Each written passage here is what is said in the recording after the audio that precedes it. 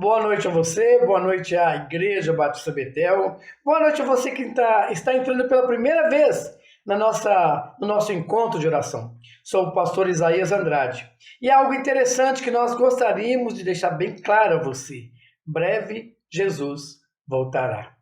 Não sabemos o dia, será hoje, amanhã, mas temos a convicção que Jesus virá buscar a sua igreja. Nós somos a Igreja Batista Betel. Venha nos conhecer. E nós estamos trabalhando algo tremendo até a volta de Jesus, que é a santificação, a adoração e a comunhão. E vamos continuar dizendo, somos uma família que ama e que está esperando por você. Fique até o final, compartilhe essa mensagem com alguém que você ama e que necessita de ouvir essa mensagem. E é interessante que hoje continuamos a dizer e sempre, somos uma igreja que ama e aguardamos a sua visita. E que Deus assim nos abençoe.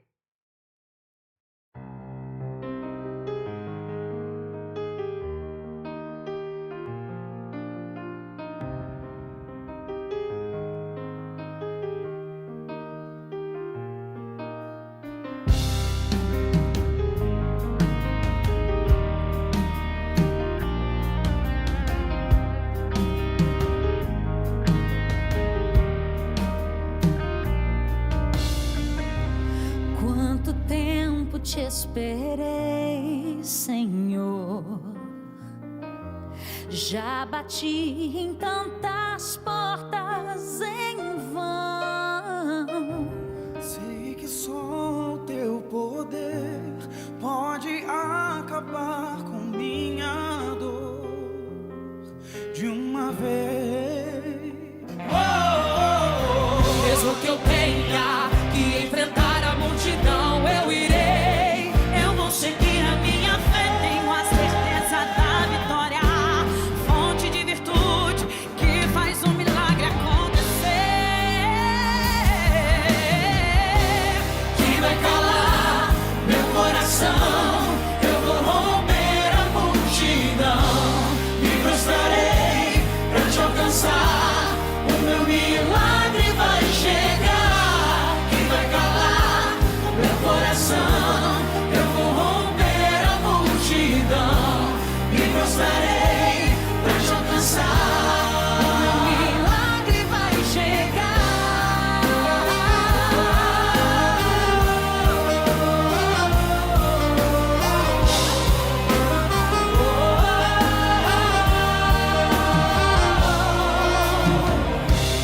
Quanto tempo te esperei, Senhor. Já bati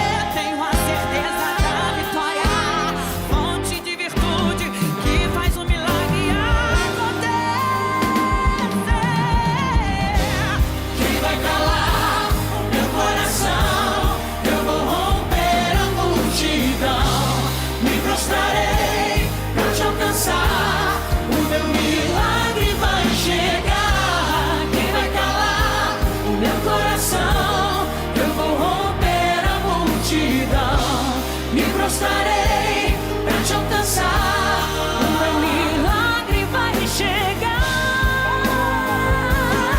Eu sei que vai. Jesus está passando aqui. Ele está passando aqui. É a hora do milagre. Hoje ele sairá. Virtude dele sairá. Hoje eu sei.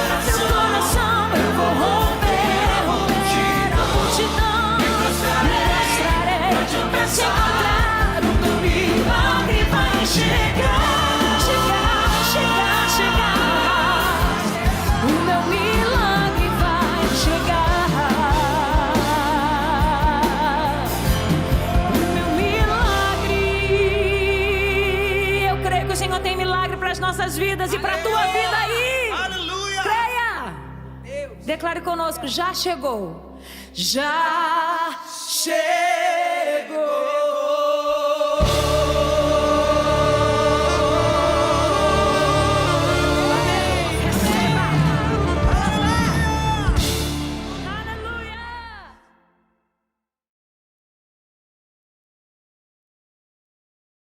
Olha, gente, eu amo pregar a palavra de Deus, porque antes de Deus falar com vocês, Ele fala comigo. E esta semana Deus me deu uma palavra assim, muito diferente do que todas que eu normalmente prego. E eu procurei muito encontrar um nome que pudesse fazer jus àquilo que Deus quer compartilhar com vocês hoje. E o tema da mensagem de hoje é: melhor arriscar a vida do que desperdiçá-la. Aguçou aí alguma curiosidade ou não? Melhor arriscar a vida do que desperdiçá-la.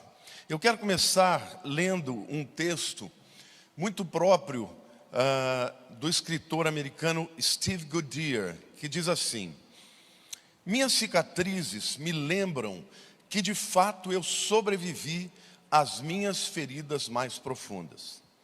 Isso em si mesmo já é uma realização. Minhas cicatrizes também me trazem algo à memória. Elas me lembram que os prejuízos que a vida me trouxe em muitos lugares me deixaram mais fortes e mais resilientes. O que me feriu no passado me tornou mais equipado para enfrentar o presente. Bonito texto, né? Gente, a vida é um dom precioso de Deus.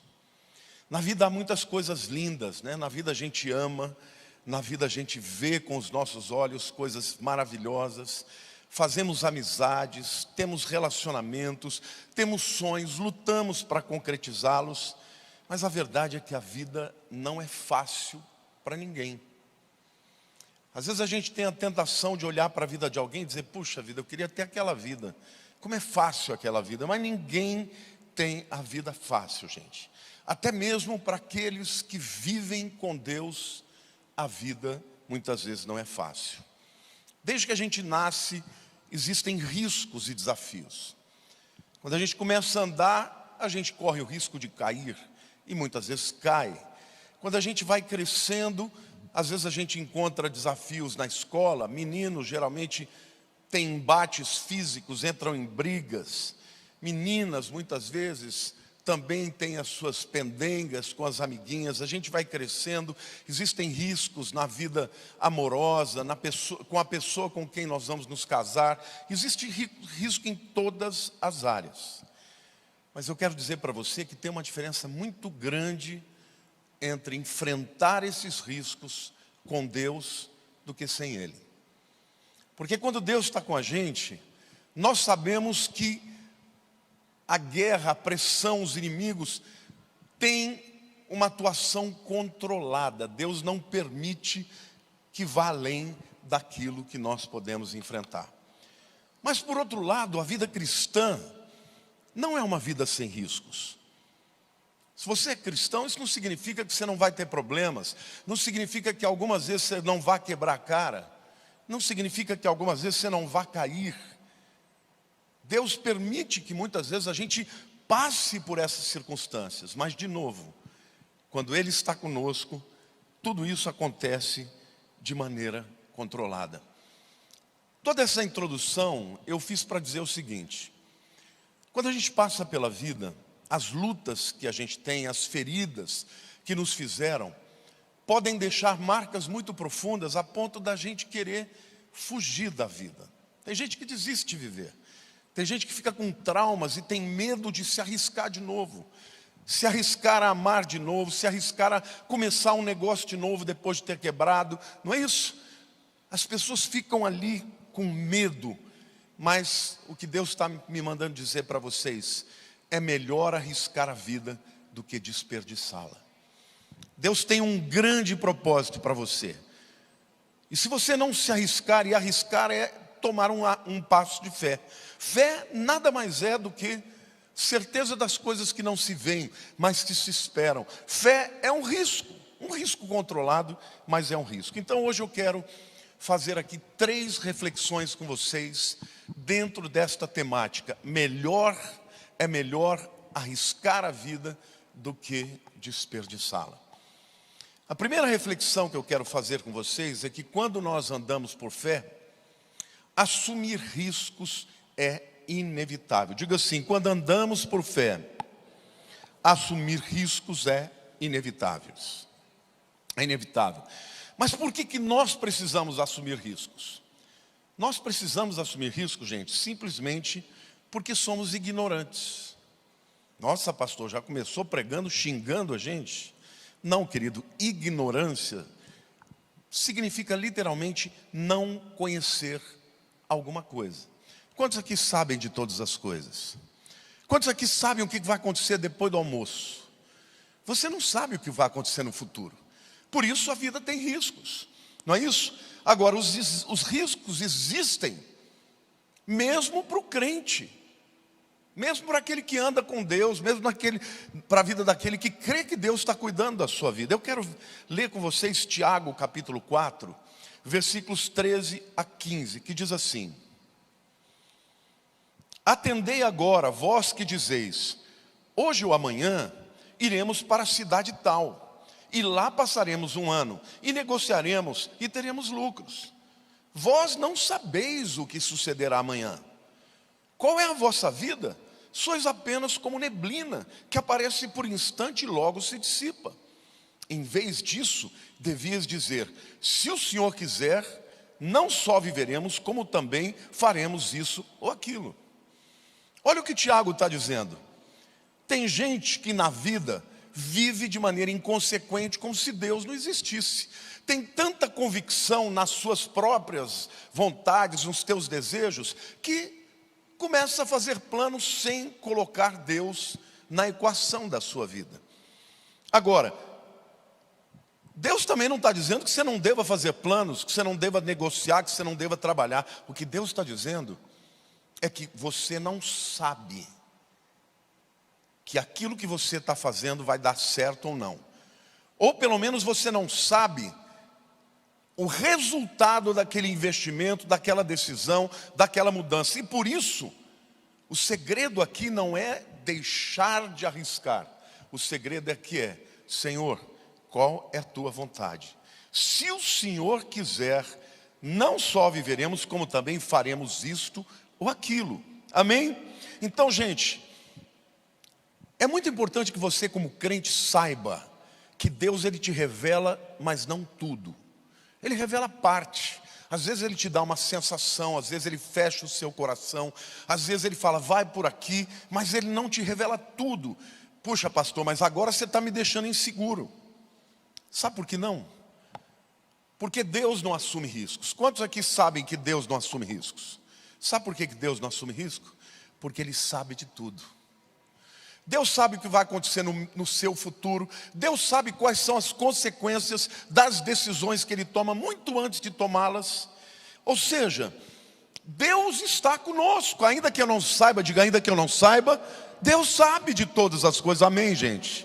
Não é maravilhoso isso, gente? Ele conhece o futuro de suas escolhas, das dele, né? Antes que aconteçam. É por isso que Deus, às vezes nas Escrituras, fala com o seu povo, até de maneira poética, como foi aqui em Isaías, o texto que eu vou ler, em que Deus está querendo chamar a atenção do seu povo, de que eles não deviam crer nos falsos deuses, porque eles não sabem de nada. Quem sabe de todas as coisas é Deus. Diga, quem sabe de todas as coisas é Deus. Lá em Isaías 41, 23, Deus está falando com os falsos deuses, ainda que eles não existam, tá? Isso é uma linguagem poética para mostrar para os filhos dele que eles deviam confiar nele e não nos falsos deuses. Olha o que ele diz: anunciai-nos as coisas que ainda hão de vir, para que saibamos que sois deuses. Fazei bem ou fazei mal, para que nos assombremos e juntamente o veremos. Ou seja, ele está dizendo, por que vocês não anunciam antes de acontecer? Por que vocês não dizem o que vocês vão fazer? para que a gente saiba que vocês são deuses. Estou falando para os falsos deuses. Em seguida, nos versículos 28 e 29, ainda de Isaías 41, diz assim: Deus falando: quando eu olho, não há ninguém, nem mesmo entre eles há conselheiro, a quem eu pergunte e me responda. Eis que todos são nada, as suas obras são coisa nenhuma, as suas imagens de fundição, vento e vácuo. Querido, quem sabe de todas as coisas é Deus. Maldito o homem que confia no homem. Não coloque todas as suas expectativas em ninguém, nas tendências, em nada deste mundo. Confie em Deus, porque só Ele não assume riscos, porque só Ele sabe de todas as coisas. Amém? Glória a Deus.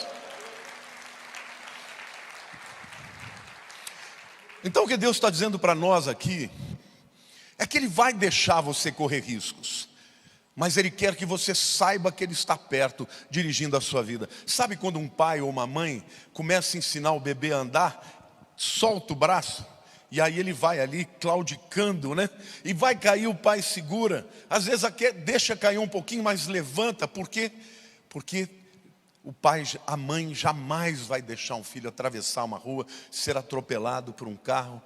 Ele está dando oportunidade de assumir riscos, mas Ele está cuidando de tudo que diz respeito à sua vida. Amém? Nós não temos que temer assumir riscos pela fé, porque o nosso Deus conhece todos os nossos passos, até os erros que vamos cometer. Amém, gente?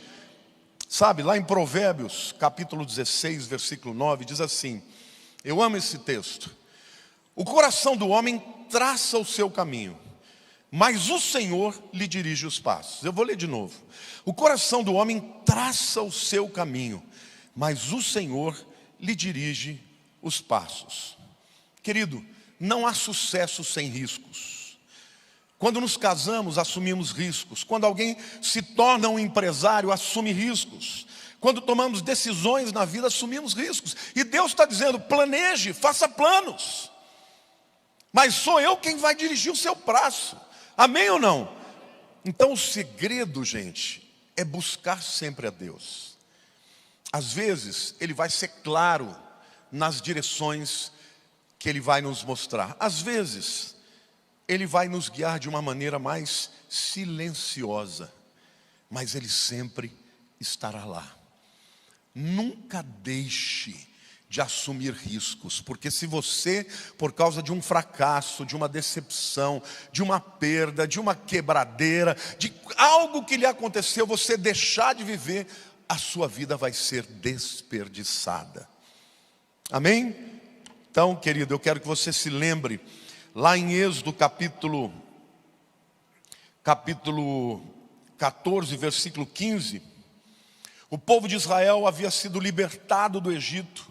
Eles estavam diante do Mar Vermelho, o mar lá, e quando eles olham para trás, os exércitos de Faraó estão chegando. E eles ficaram apavorados, porque, espera lá, Deus nos libertou e agora nós vamos morrer aqui.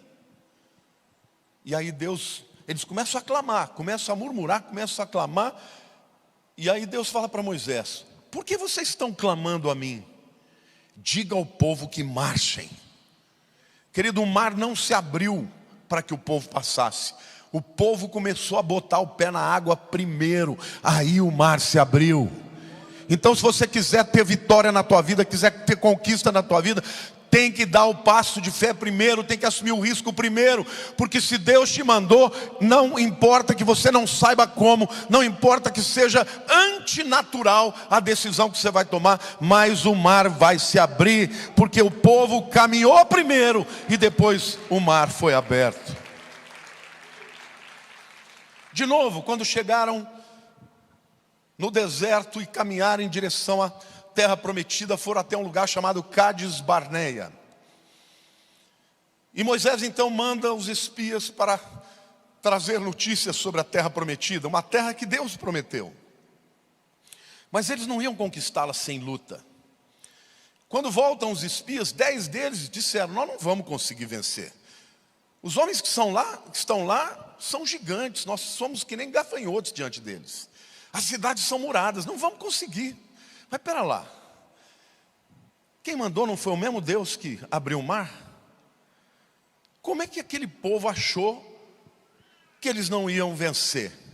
O problema não era vencer, o problema é que eles não queriam lutar. O problema é que eles não queriam correr risco. Eles queriam que Deus mandasse fogo dos céus e os inimigos fossem destruídos. E Deus falou: olha, tem momentos na vida que você não pode fazer nada e eu vou agir sobrenaturalmente. Mas tem momentos na vida que você vai ter que pegar na espada e vai ter que lutar. Amém ou não, irmãos? Então a vida tem riscos. Uma geração inteira de incrédulos morreu no deserto porque não assumiram o risco.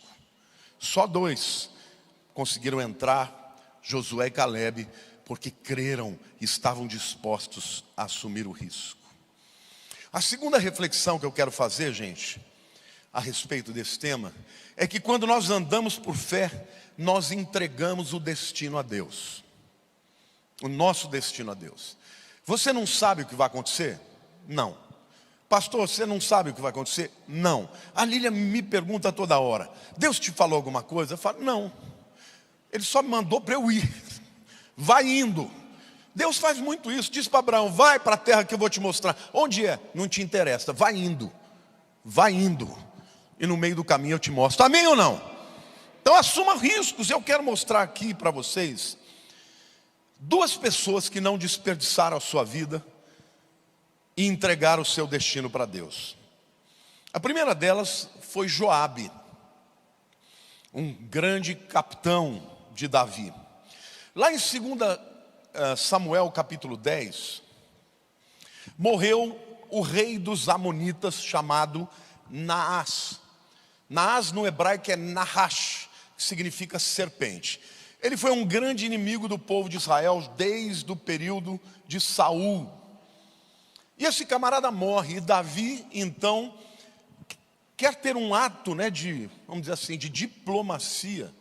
E ele manda os seus servos para ir lá até o filho de Naás, que é para trazer as condolências, não é isso? Ele enviou os mensageiros para consolar o seu filho Hanun, quando seu pai morreu. Mas acontece que os príncipes dos amonitas chegaram para Hanun, agora rei, e disseram: olha, está muito esquisito esse negócio. Ele não está vindo aqui com condolências não, ele está vindo aqui para saber como é que nós estamos, o nosso povo, o nosso exército, as nossas armas, para saber onde nós estamos, para nos atacar. E aí, convencendo a Hanun, o que ele fez? Ele foi e chamou os sírios e pagou o exército sírio para lutar do lado dele.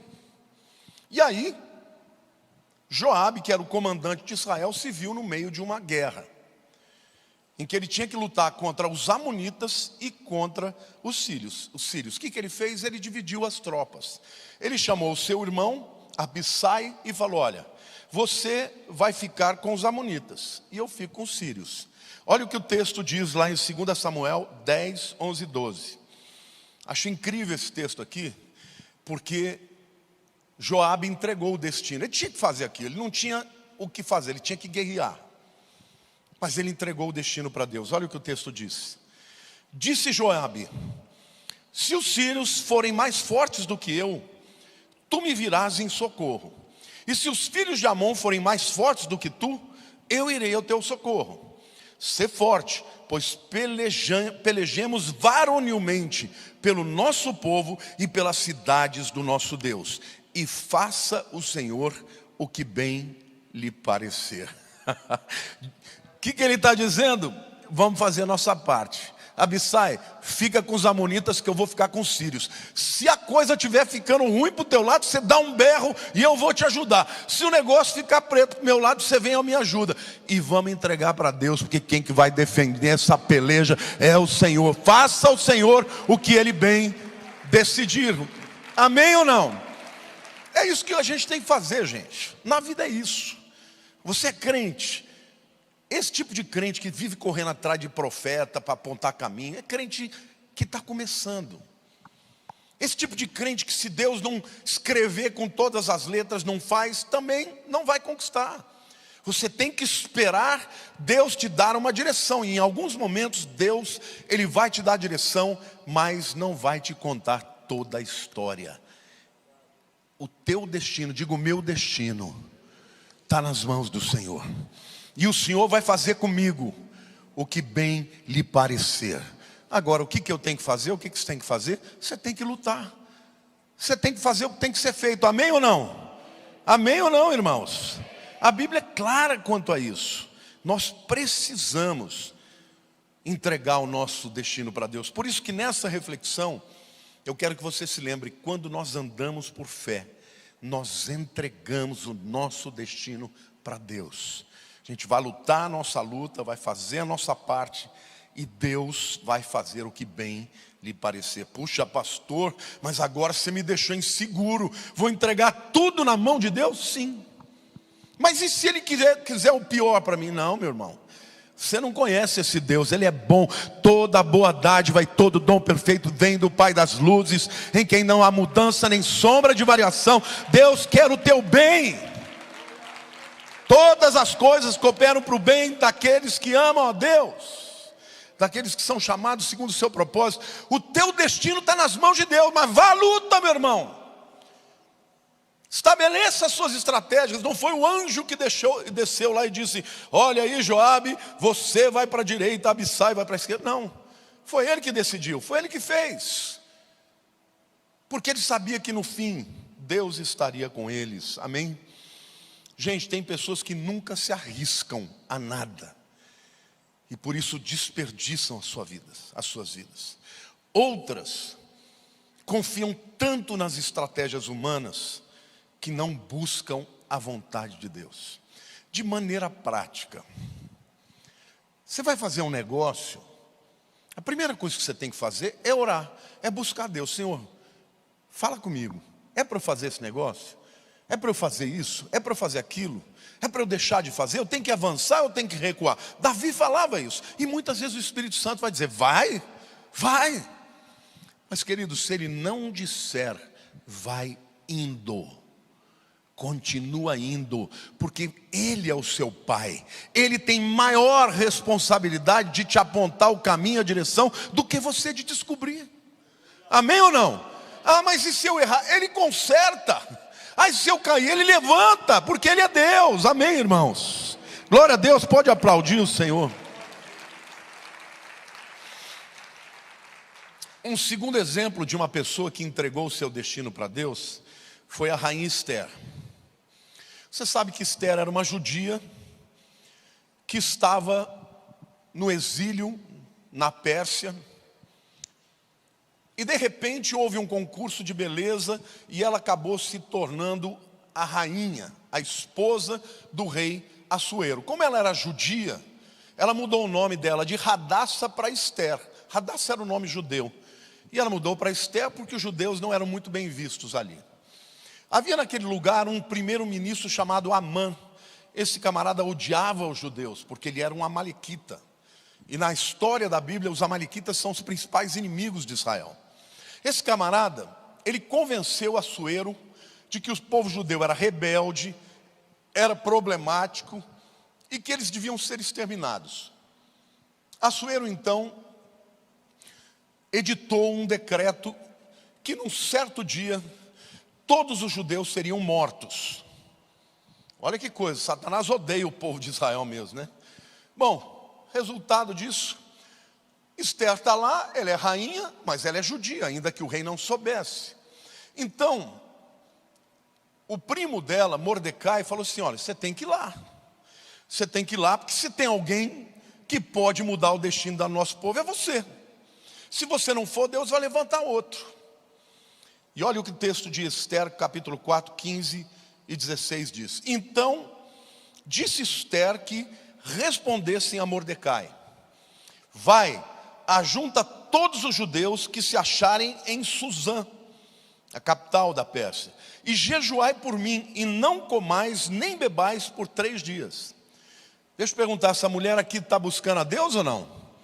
Ela está sabendo que o destino dela está na mão de Deus ou não? Não só dela, mas de todo mundo. E ela diz mais: nem bebais por 3 dias, nem de noite, nem de dia, e eu e as minhas servas também jejuaremos. Depois irei ter com o rei. ainda que é contra a lei. Se perecer, pereci. Olha aqui, gente, que coisa tremenda. Algumas verdades que vocês precisam entender aqui. No tempo dos persas, quando um rei editava uma lei, nem ele podia revogá-la, nem ele. Então, uma vez que o decreto para acabar com os judeus estava feito, nem ele podia mudar. Mas tinha uma outra lei também, que dizia a respeito a quem poderia comparecer na presença do rei. Mesmo Esther sendo rainha, fazia muito tempo que ele não a chamava, então ela não podia ir lá. O texto que eu li para vocês diz, eu não posso comparecer lá, é contra a lei. Por quê? Porque ela só podia comparecer se ele a chamasse, e ele não tinha chamado. Ela podia dizer, não, vamos esperar, e correr o risco que o tempo de exterminar os judeus chegasse antes dele chamar. O que ela fez? Ela falou, não, eu vou correr o risco. Eu vou até lá, mas eu peço uma coisa para você, reúna todo o povo, todo mundo fique orando e jejuando, ninguém coma nada durante 3 dias, nem beba nada, eu e as minhas servas também vou. Mas o texto no final diz assim, depois irei ter com o rei, ainda que é contra a lei, porque ele não tinha chamado, né? Se perecer, pereci. O que ela falou? Ou vai ou racha. A minha vida está nas mãos de Deus. Querido, a sua vida está nas mãos de Deus. Não está nas mãos de Satanás, não está na mão do teu patrão, não está nas mãos do teu marido, da tua esposa. Ninguém tem o controle da tua vida, mas o teu destino está nas mãos de Deus. Glória a Deus. Bom, se você quer saber o resto da história em detalhes, leia o livro de Esther. Deus deu estratégia, ela desbaratou aquele plot, naquela conspiração. E aí o Amã, que tinha construído forcas para Mordecai, foi enforcado junto com os seus filhos. Só que o decreto não podia ser desfeito. Então o que o rei falou? Olha, é o seguinte, eu vou treinar os judeus. Quem quiser vir matá-los vai poder matar, mas eles vão poder se defender. Aí, meus queridos, ninguém teve coragem, porque o temor de Deus veio sobre eles. E dali nasceu a grande festa chamada Purim, em que os judeus celebram a vitória que Deus deu ao povo judeu, e eles não foram exterminados, porque uma mulher teve coragem de entregar o destino, não só dela, mas de toda a nação, nas mãos de Deus. Amém? Querido, não tenha medo de entregar o seu futuro nas mãos de Deus. Deus, Ele quer o melhor para você. Mas Ele não vai te dar todos os passos do caminho. Ele vai dizer, vai que eu estou contigo. Vai nessa tua força, Ele falou para Josué. Amém? Para Gideão, amém ou não? Não te mandei eu, ser forte. Não se atemorize, porque assim como fui com Moisés, eu vou ser com você. E Deus está dizendo isso para você hoje. É melhor arriscar a vida do que desperdiçá-la. Entrega o teu destino para Deus e vai, e caminha e conquista, porque Deus é aquele que corrige os passos, se você der um passo na direção errada. Amém? Diga assim, eu vou fazer o que tem que ser feito, e o meu destino está nas mãos de Deus. A terceira e última reflexão, queridos, é que quando nós andamos por fé, fazemos o que é certo, a despeito do risco que corremos. Diga assim, quando a gente anda com Deus por fé, fazemos o que é certo, a despeito do risco que corremos. O cenário aqui agora é a Babilônia. Um rei muito poderoso, mas muito vaidoso, chamado Nabucodonosor, mandou fazer uma estátua de ouro, para que no momento que tocassem os clarins e as trombetas, todo mundo tinha que se reunir diante da estátua e adorá-la. Isso aqui é um tipo do anticristo. Porque lá na grande tribulação, o anticristo também vai exigir que as pessoas se prostrem e adorem a sua imagem. Acontece que lá Daniel não estava presente, devia estar numa das províncias, que ele era governador de todo aquele lugar. Mas 3 dos seus amigos, homens importantes, estavam: Sadraque, Mesaque e Abednego. E quando tocou, aliás, essa lei de todo mundo adorar foi feita pelos inimigos de Daniel e dos 3 amigos de Daniel. Quando tocou o clarim, as trombetas tocaram, todo mundo se prostrou. Imagine no meio do povo, os 3 de pé. Nabucodonosor olhou e viu os camaradas de pé no meio da multidão. E falou com eles: escute, vocês não vão se prostrar? Eu vou ler o texto para vocês. Daniel 3, de 16 a 18. Responderam Sadraque, Mesaque e Abdinego ao rei: ó Nabucodonosor, quanto a isso não necessitamos te responder. Se o nosso Deus, a quem servimos, quer livrar-nos, Ele nos livrará da fornalha de fogo ardente e das tuas mãos, ó rei. Se não, fica sabendo, ó rei, que não serviremos a teus deuses, nem adoraremos a imagem de ouro que levantaste. Gente, olha o que os camaradas estão falando. Porque quando eles falaram, não vamos adorar, ele falou, mas eu vou jogar vocês na fornalha. Ele falou, tudo bem. Em outras palavras, ele disse o seguinte, ó, a nossa vida depende de Deus. Se Deus quiser nos livrar, Ele livra. Mas se Ele não quiser livrar, também não livra. Mas te adorar, nós não vamos. O que eles estão ensinando aqui? Que quando você anda pela fé, você tem que fazer o certo, não importa a consequência. Às vezes você vai tomar um prejuízo por fazer o que é certo. Mas eu quero te dizer que o mesmo Deus que te testa é o Deus que te aprova e te abençoa. Amém ou não? Amém, irmãos? O problema da igreja hoje, que a igreja hoje só quer a bênção, não quer o sacrifício. O problema da igreja é que as pessoas hoje querem ficar ricas, mas não querem ralar e não querem trabalhar. As pessoas querem fórmulas prontas, fórmulas mágicas. As pessoas não querem pagar o preço, ou então, para conquistar o que querem conquistar, fazem qualquer negócio, mesmo que seja com o diabo. Então, a Bíblia está dizendo que quem anda por fé tem que saber arriscar e fazer o que é certo a despeito das consequências. No coração daqueles homens tinham 2 convicções. Primeiro, Deus é poderoso para nos livrar. Quantos aqui sabem que Deus é poderoso para te livrar? Se Ele quiser, Ele nos livrará. Se Ele não quiser nos livrar, ainda assim não adoramos a sua imagem. Nabucodonosor, a questão não é aqui se Deus pode ou não, que Ele pode. A questão é se Ele quer. Mas eu vou servi-lo mesmo que eu tenha que pagar um preço. Quantos aqui estão dispostos a isso, irmãos? É duro, mas essa é a palavra de Deus para a sua vida. Quem anda por fé assume riscos, mesmo quando você fazer a vontade de Deus traz perseguição. Você fazer a vontade de Deus, muitas vezes as pessoas vão se levantar contra você, vão te ridicularizar, vão te acusar de mentiras, e você tem que ficar firme na palavra de Deus e na certeza do que Deus tem para você, a despeito das consequências. Sabe qual foi o resultado? Eles foram para a fornalha. Mas eles não morreram, porque na fornalha havia um 4º homem. E o próprio Nabucodonosor, que os mandou lançar lá, falou, como assim que eu lancei 3, tem um 4º homem semelhante aos deuses? E queridos, não queimou um fio de cabelo daqueles homens. A única coisa que se queimou foram as cordas e tudo aquilo que os prendia nas mãos e nos pés. Mas eles permaneceram incólumes, porque o Senhor estava com eles.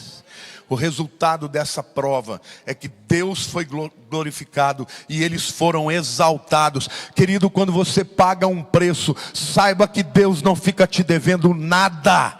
Mas muitas vezes a bênção, a promoção, o milagre virá depois de uma tomada de decisão de obedecer a qualquer custo, de fazer o que é certo, mesmo que as consequências possam ser graves. Um segundo exemplo que eu vejo nas escrituras de um homem que fazia o que tinha que ser feito, a despeito das consequências, é o apóstolo Paulo. O apóstolo Paulo, para cumprir o chamado dele, assumiu muitos riscos. Houve um momento em que ele decide ir para Jerusalém para fazer uma oferta, porque os crentes de Jerusalém estavam passando muita fome. No espírito dele, ele sentiu esse desejo. Lá em Atos 19, 21, a gente lê assim: cumpridas essas coisas, Paulo resolveu no seu coração ir a Jerusalém. passando pela Macedônia e Acaia, considerando, depois de haver estado ali, importa-me ver também Roma. O texto diz que ele no seu espírito decidiu ir. Ele sabia que o povo lá estava precisando das ofertas. Veja o que aconteceu, gente. Quando ele estava em Cesareia, um profeta chamado Ágabo fez um ato profético. Chegou em Paulo, pegou o cinto dele, o cinto de Paulo, e aí amarrou as próprias mãos e os pés. O profeta fez isso. E aí ele proferiu uma profecia. Olha o que o texto diz em Atos 21:11. E vindo ter conosco o Ágabo, tomando o cinto de Paulo, ligando com ele os próprios pés e mãos, ou seja, amarrou os próprios pés e mãos, declarou: isso diz o Espírito Santo, assim os judeus em Jerusalém farão ao dono desse cinto e o entregarão nas mãos dos gentios. O que ele está profetizando? De quem que era o cinto, irmãos? De Paulo. Ele se amarrou e falou assim: vai acontecer isso. Os judeus em Jerusalém vão prender o dono desse cinto e vão entregar nas mãos dos gentios. Que gentios são esses? Roma. Você vai ser preso e vai ser enviado para Roma. Fez um ato profético. O que aconteceu? Quando os crentes ouviram isso, eles começaram a implorar para Paulo: não vai. Vejam a resposta de Paulo lá em Atos 21:12 e 13. Quando ouvimos essas palavras, tanto nós como os daquele lugar, rogamos a Paulo que não subisse a Jerusalém. Então ele respondeu: que fazeis chorando e quebrantando-me o coração? Quer dizer, para de chorar, vocês estão me deixando triste. Pois eu estou pronto não só para ser preso, mas até para morrer em Jerusalém pelo nome de Jesus. Eu tenho que ir e eu vou. Se eu vou ser preso, não tem problema. Ele não disse: não, em nome de Jesus está quebrado, eu não vou ser preso. Ele disse: eu vou de qualquer jeito, porque eu tenho que ir. E sabe, gente, um homem obstinado assim convence a qualquer um. O texto diz que eles concordaram com Paulo. No versículo 14 diz assim: como porém não o persuadimos, conformado dissemos: faça-se a vontade do Senhor. Quer dizer, te entregamos na mão de Deus. Gente, Paulo não era masoquista. Paulo era um obstinado. Ele estava disposto a correr riscos para fazer o que era certo. Agora, pastor, então quer dizer que todos nós vamos passar por momentos em que a gente vai se ferrar por fazer a vontade de Deus?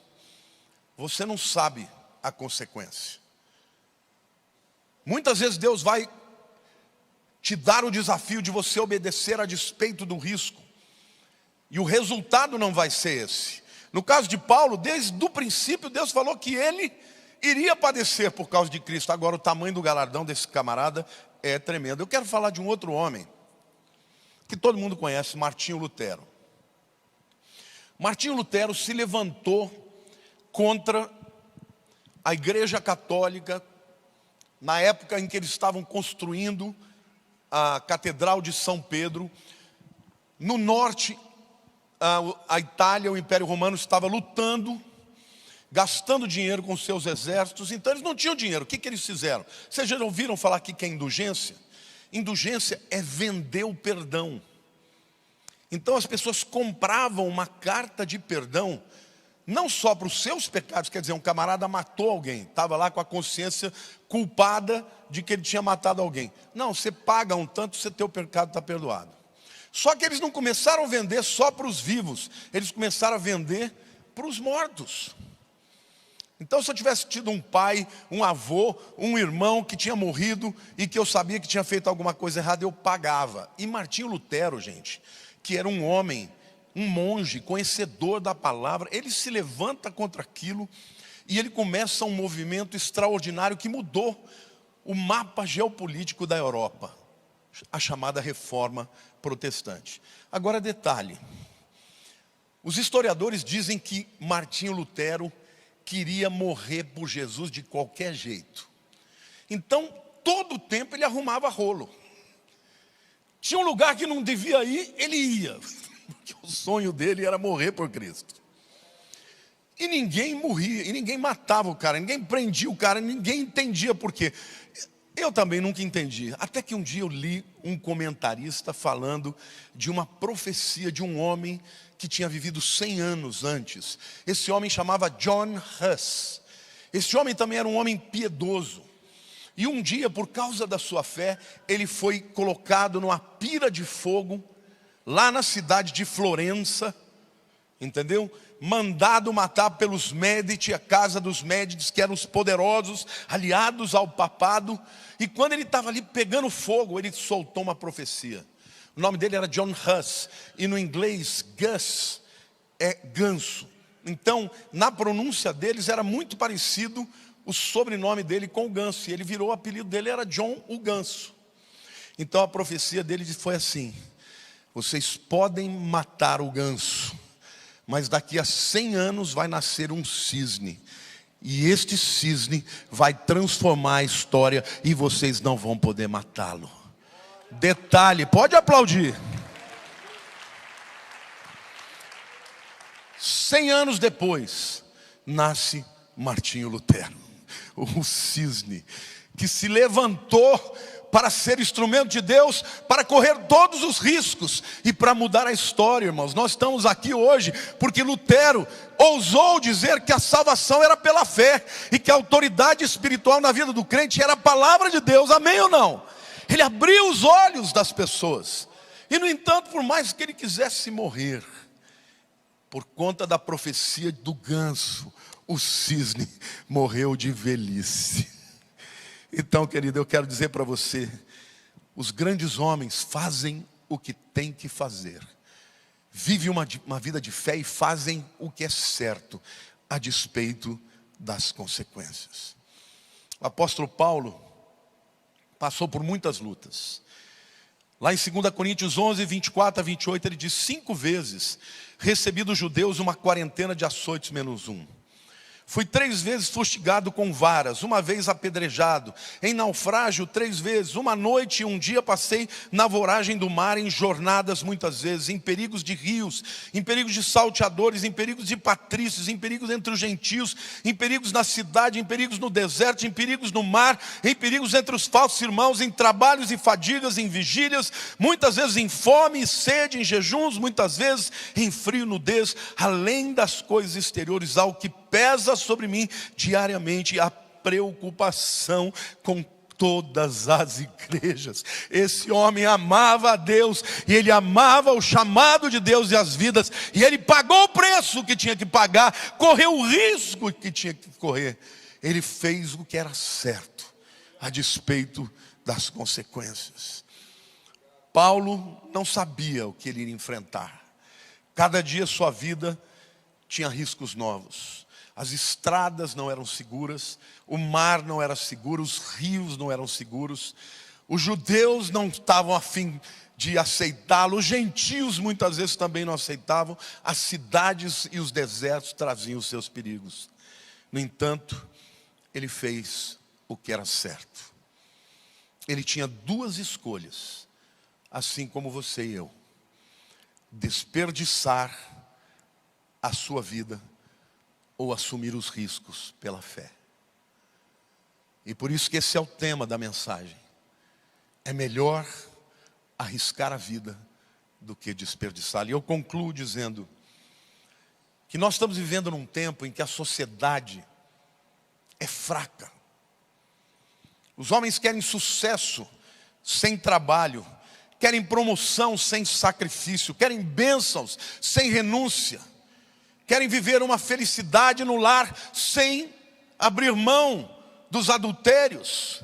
Espiritualmente falando, nosso tempo é semelhante ao tempo das igrejas de Laodiceia e de Filadélfia. De um lado, uma igreja que só estava interessada no dinheiro, na riqueza, e achava que tinha tudo porque tinha dinheiro. E Jesus fala: você pensa que você é rico, abastado, que não tens falta de nada? Eu te digo, tu és cego, é pobre, miserável e nu. Mas também é o tempo de uma outra igreja chamada Filadélfia, que Jesus diz: você tem pouca força, porque eles lutavam contra o sistema. Mas eis que eu ponho uma porta aberta diante de ti, que ninguém pode fechar. E eu faço a pergunta para você: a qual igreja você quer pertencer? A Laodiceia, que busca as metodologias humanas, que quer somente o sucesso e os riscos, somente as bênçãos de Deus? Ou você quer fazer parte da igreja de Filadélfia, que ama mais o Deus das bênçãos do que as bênçãos que Ele pode dar? E é para esses que Deus abre uma porta gigantesca, que ninguém pode fechar. Deus, Ele diz para você: eu estou com você todos os dias até a consumação dos séculos, mas ninguém pode vir após mim sem tomar a sua cruz e negar-se.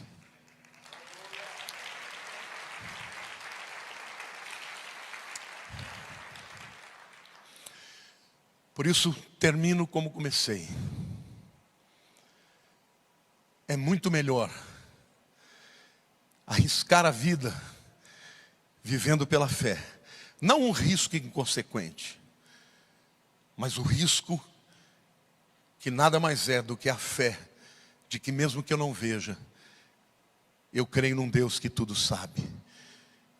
Mesmo que eu não seja forte para enfrentar os meus inimigos, o Deus que é meu Pai é todo poderoso, Ele conhece o meu futuro. O risco é meu e não é dele, por isso eu entrego a minha vida a Ele. Meu querido, entrega o teu caminho ao Senhor, confia nele e tudo Ele fará. Deleita-te no Senhor e Ele satisfará os desejos do teu coração. Confia no Senhor de todo o teu coração, não te estribe nos seus próprios caminhos, reconhece-o nos seus caminhos, em todos os seus caminhos, e Ele endireitará todas as suas veredas. Vale a pena viver para Jesus. Vale a pena assumir riscos pela fé. Porque a alternativa para isso é viver uma vida desperdiçada. Alguém já disse que o lugar mais cheio de tesouros do mundo é o cemitério. Porque lá estão enterrados sonhos que nunca foram concretizados. Talentos que nunca foram desenvolvidos, porque pessoas desperdiçaram a sua vida, não vivendo o propósito de Deus para elas. Feche seus olhos.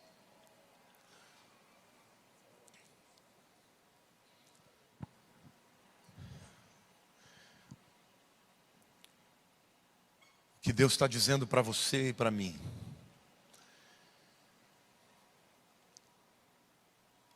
é que nem sempre as coisas vão acabar do jeito que a gente esperava.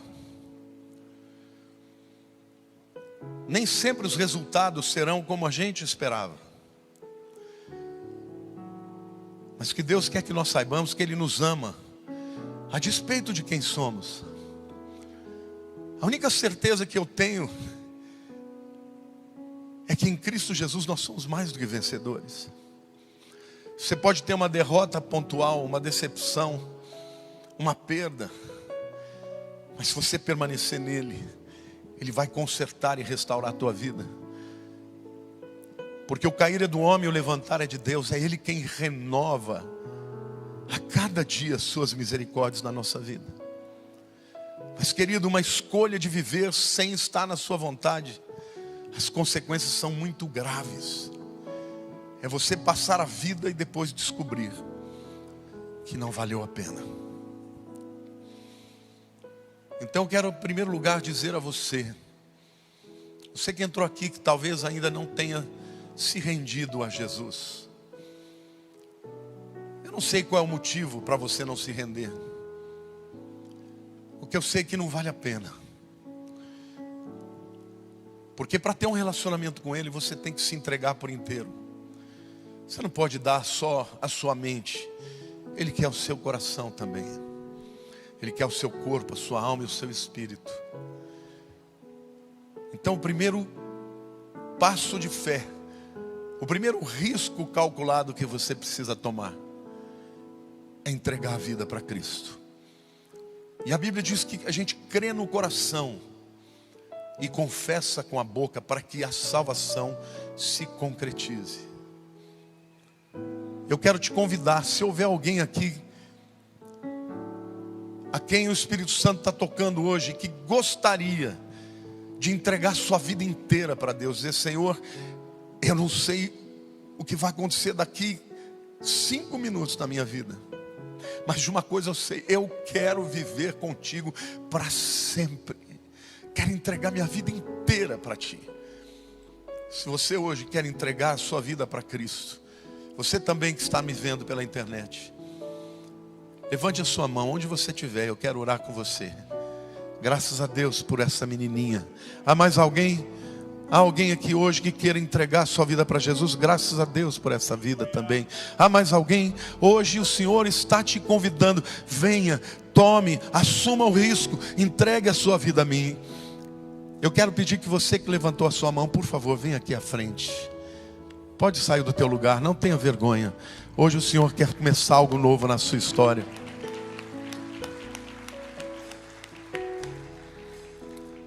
Tem uma senhora ali, que essa menina linda que está ali de rosinha, com uma fita no cabelo, levantou a mão.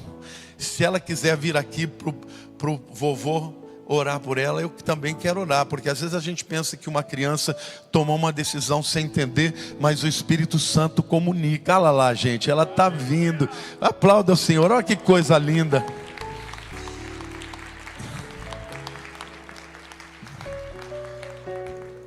Eu amo ver como o Espírito Santo, Ele toca na vida das crianças também. Glória a Deus. Põe a mão no seu coração. Diga assim: Senhor Jesus, eu quero entregar minha vida ao Senhor. Minha vida inteira. Quero viver para Ti. Perdoa os meus pecados.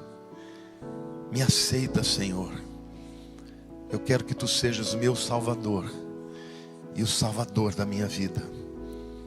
Eu entrego o meu futuro nas Tuas mãos. Obrigado porque o Senhor morreu naquela cruz, no meu lugar. Eu Te aceito como meu Senhor e Salvador. Amém. Deus te abençoe. Deus te abençoe, viu, minha linda? Por favor, sigam aqui os diáconos, eles vão orar com vocês. Mas eu quero orar com você também. Você que fez essa oração em casa, você pode colocar aí o seu telefone nesse QR Code aí, QR Code, e você pode nos dizer: eu estou entregando a minha vida ao Senhor Jesus hoje. Amém? Você entendeu, meu querido? Nós temos riscos, porque nós não sabemos o que vai acontecer, mas Ele sabe. Para Deus não tem riscos. Todas as coisas estão no seu controle. A minha e a sua vida. Por isso que aquele que habita no esconderijo do Altíssimo, à sombra do Onipotente, descansará. Este que habita diz: direi do Senhor, Ele é o meu escudo, a minha fortaleza. Não tenha medo de se lançar a Ele. Não tenha medo de viver, de empreender, de avançar. Se Ele quiser te mandar para outro caminho, Ele vai te mandar. Só esteja pronto para ouvi-lo. E quando Ele disser, obedeça. Mas se Ele não estiver dizendo, vá na tua força. Faça o que você tem que fazer. Porque isso é viver pela fé. Pai, que a graça do nosso Senhor Jesus, que o amor de Deus, o nosso Pai, e as consolações do Espírito Santo sejam com todo o povo, todos os dias, até a consumação dos séculos. Amém. Oh Yahweh, oh Yahweh,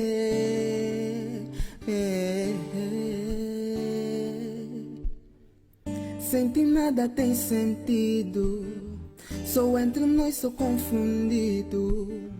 Em pecado fui concebido, mas tu morreste para me libertar. Sem ti nada tem sentido, sou entre nós, sou confundido. Em pecado fui concebido, mas tu morreste para me libertar. Vem só me guiar, vem só me guiar, vem só me guiar, vem só me guiar.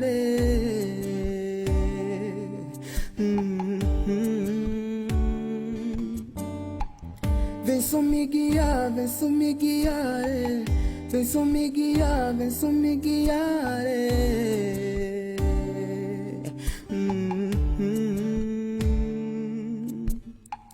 Sem ti nada tem sentido, sou entre nós, sou confundido. Em pecado fui concebido, mas tu morreste para me libertar. Sem ti nada tem sentido, sou entre nós, sou confundido. Em pecado fui concebido, mas tu morreste para me libertar. Vem só me guiar, vem só me guiar, vem só me guiar, vem só me guiar.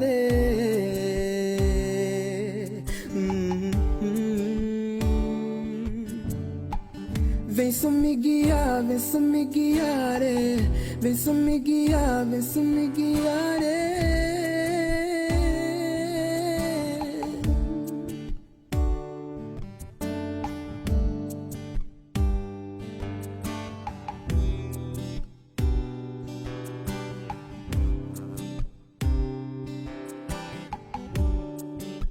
E vem só me guiar, e vem só me guiar, e vem só me guiar, me guiar, me guiar. Eu quero transbordar, eu quero transbordar, eu quero transbordar, transbordar, transbordar. Vem só me guiar, vem só me guiar, vem só me guiar, vem só me guiar.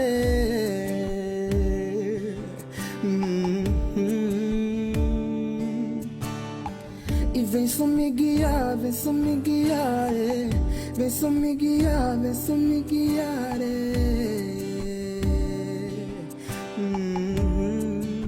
E vem só me guiar. Olá pessoal, eu sou o Valdir Rodrigues. Se você gostou desse vídeo, subscreva-se no meu canal, partilha com mais amigos para que mais pessoas possam ser abençoadas. Se você gostou desse vídeo, comenta bastante, partilha com mais pessoas e é nóis. Chegamos ao final do nosso encontro de oração, né? Quarta-feira tem mais. Só lembrando, né? Terça-feira em nossa igreja, aqui em Pouso Alegre, no bairro Árvore Grande, temos uma reunião tremenda de homens e mulheres, onde Deus tem falado profundamente ao nosso coração.